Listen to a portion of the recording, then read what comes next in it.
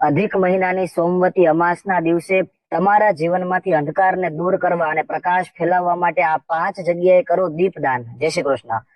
શું તમને ખ્યાલ છે, આવનારી 15 તારીખને સોમવારે સોમવતી અમાસ આવી રહી છે, જે સોમવતી અમાસ અને એમની સાથે સાથે અધિક મહિનાની સોમવતી અમાસ આ તો છે જ, પણ વિશેષમાં એ દિવસે સૂર્યદેવ પણ પોતાની રાશિ ફરે છે, એટલે કે સૂર્ય સંક્રાંતિ પણ કહેવાય છે।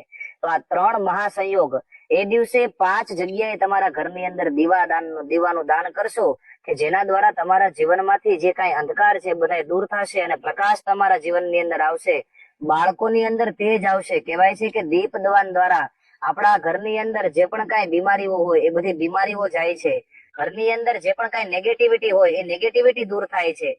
માટે આ 5 જગ્યાએ અવશ્ય દીપદાન કરજો। એ જગ્યાઓને જાણતા પહેલા કોમેન્ટમાં જય શ્રી કૃષ્ણ જરૂરથી લખીએ। પહેલી જગ્યા છે તમારા ઘરનું મંદિર। મંદિરમાં આડી વાટનો તેલનો દીવો કરવાનો છે, યાદ રાખજો, તલના તેલનો દીવો મંદિરમાં આડી વાટનો। બીજું સ્થાન છે તમારા ઘરનું બ્રહ્મસ્થાન, એટલે કે તમારા ઘરનો જે મધ્ય ભાગ હોય ત્યાં તલના તેલનો આડી વાટનો દીવો કરવાનો છે। ત્રીજું સ્થાન છે તમારા ઘરનો ઉમરો।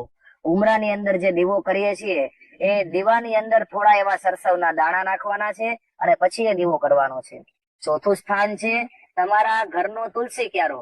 તમારા ઘરની અંદર જ્યાં તમે તુલસી ક્યારો પધરાવો છો એ જગ્યાએ તમારે એક દીવો કરવાનો છે અને તુલસી ક્યારાની અંદર જે દીવો કરો છો એમાં થોડી હળદર પણ પધરાવવાની છે। અને 5મો દીવો છે તમારા ઘરના પાણીયારે કરવાનો છે, એ પણ આડી વાટનો તલના તેલનો દીવો કરવાનો છે અને ત્યાં પિતૃઓને પ્રાર્થના કરવાની છે।